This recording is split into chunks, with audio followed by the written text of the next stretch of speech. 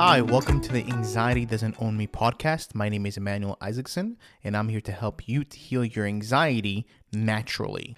So, yesterday, for the past few days, I have talked about my own personal story, my own experience of what I went through for 3 years of me dealing with an anxiety disorder and depression, multiple anxiety disorders. And I am so happy that I did. And I always was pushing it off because there's so much there and it's so hard like to put everything in order because number one, it was like 12 years ago. And number two, I was just in a haze then for those years. My memory was shot as most of us can relate to that. Your memory is not as good, but I'm so glad that I actually put in the effort and I sat down and I was like trying to like map it out to the best of my knowledge, to the best of my memory. And I just wanted to make sure that it was, I was covering the most important points. And I'm so happy that I actually put in the effort in it. And actually, I did this because I got a few messages of people telling me like, hey, I just listened to your podcast. I really relate to it. It's like exactly what I'm going through right now. Or a lot of people that should relate to the story because of what they're experiencing. And it got me emotional because like I understand their pain. I understand what they're going through and how much, nobody else understands, and you feel all alone and you feel like you're insane and you don't have that support.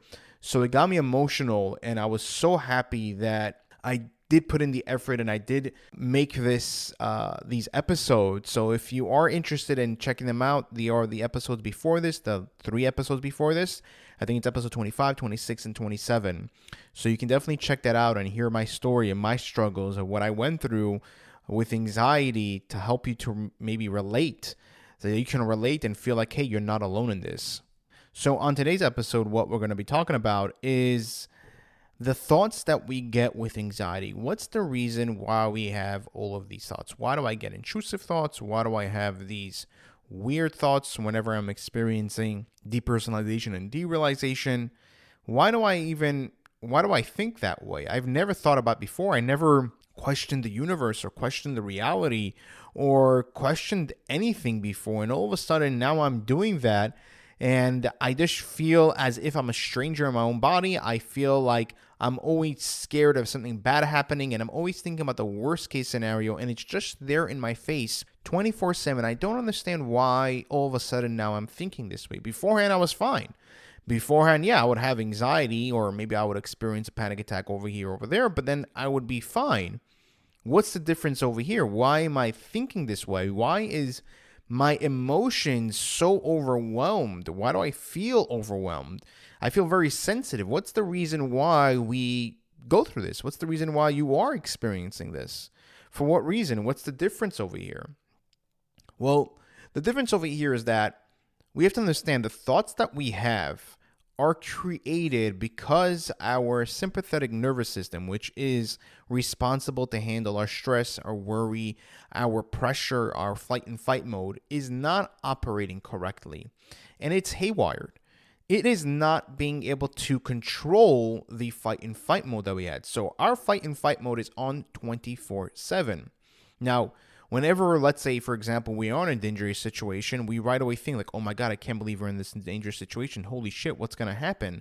Like, for example, everybody talks about this. Let's say there's a tiger or a wild animal in front of you, right? You right away think, oh my God, I'm going to die. Oh my God, he's going to eat my arm. Oh my God, what's going to happen? I can't run out. Like, we start racing thoughts in our mind of what is actually going to happen. Now, imagine that everywhere, 24/7. We're gonna think like this 24/7 about like, what if I go to the mall and I have a panic attack? Or what if I take a drive and I have a panic attack? What if I be with my kids and I have a panic attack? Or what if I end up in the hospital? What if I faint and I crack my head open? Or what if, and you can just put whatever you want in there, and it's just like danger, danger, danger, danger, danger, and you seem like you can't control it. Because again, our sympathetic nervous system is not controlling it. It's not stopping it. It can't. It is haywired. It is overloaded. It just popped. So right now, we are out of control in a way I don't like saying out of control. The sympathetic nervous system is out of control. And what we need to do is repair and shut off our fight and fight mode, aka anxiety, so that we can stop having these thoughts. Now, also our emotions right now. Why would we feel so sensitive? What's the reason why? I remember whenever I was experiencing anxiety, I remember that I was extremely sensitive. I remember I called my dad one day and I told him, because I was trying to keep myself busy, and I asked him, maybe you can come with me and help me in maybe painting the house, because I just wanted to keep busy, because I didn't want to think about anxiety. And I remember he's like, yeah, sure, we're going to do it. And he wasn't able to do it in the end. And I remember I got very hurt, very sensitive towards it. I was like, why would you tell me the yes and all of a sudden no?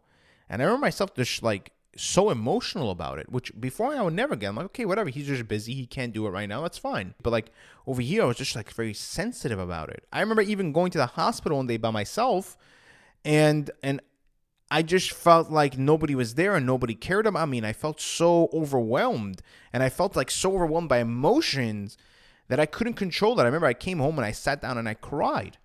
I just cried because I felt so alone and nobody actually cared. But they did. They really did, because they came and they sat with me and talked to me about what I was experiencing and what I was feeling. I was just very emotional. I couldn't control my emotions. I couldn't control them.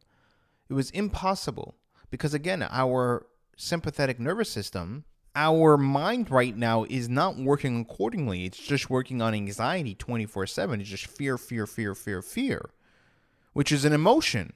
And that our sympathetic nervous system right now is not working properly.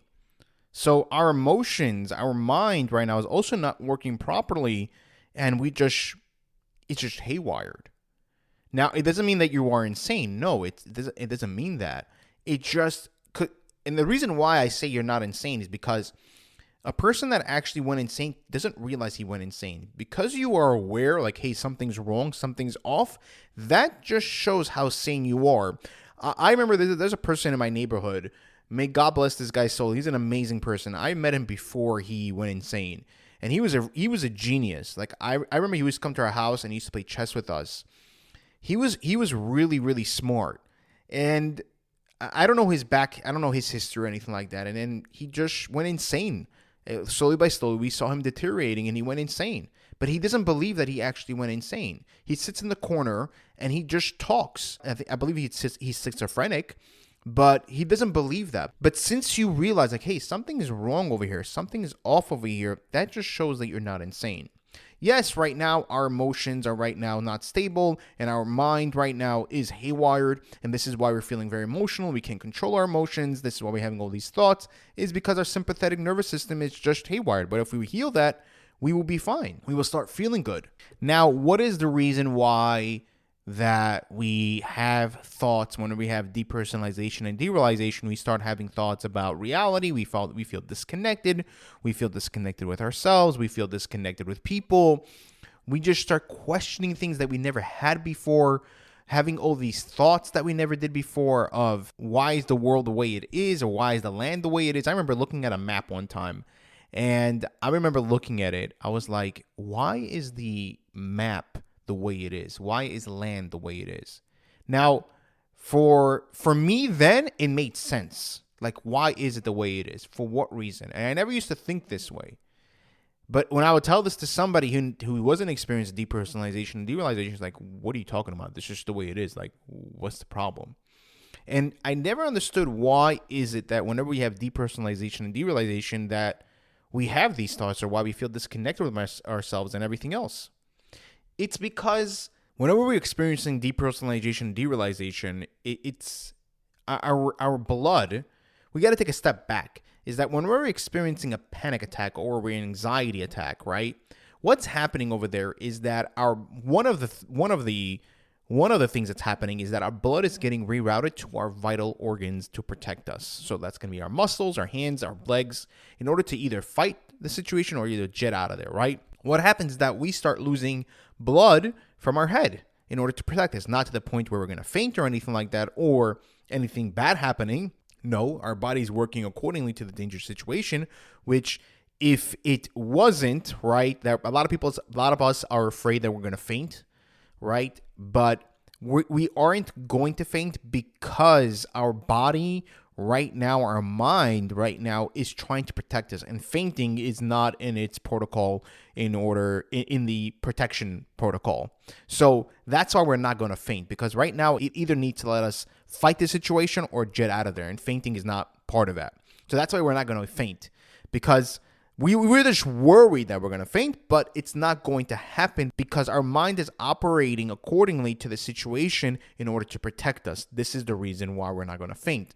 But our head loses blood, and what happens is that we start having these thoughts. But this is the reason why we are experiencing thoughts of like panicky that we never had before, that we weren't afraid of going places or doing things. We never used to think this way because, again, our fight mode is on 24/7, and our sympathetic nervous system can no longer handle it. And this is why we're feeling emotional, very sensitive to situations and to people and what they say to us.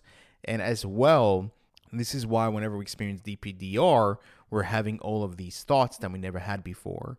This is the explanation of what's going on with us whenever we're having these thoughts and everything and what we are experiencing. This thing really helped me out once I understood. Again, it wasn't like not in the beginning for sure, but like towards the end of my anxiety, I understood exactly what I was going through in a much deeper level, because it did take me some time to internalize this and really believe that, because again, I've never experienced something like this before, and I never thought like this before, and I really thought that I went insane, and it took me some time to believe that I wasn't. If you did like this episode, please click the like button. And if you are currently struggling with panic attacks and want to know how to stop them and even eradicate them from your life, I've created a blueprint. It is completely free. My own way of how I stopped my panic attacks. You can click the link below. It's completely free. Check it out. You are going to be amazed by the results that you're going to have. And you're also going to have control back in your life and not letting the panic attacks control you.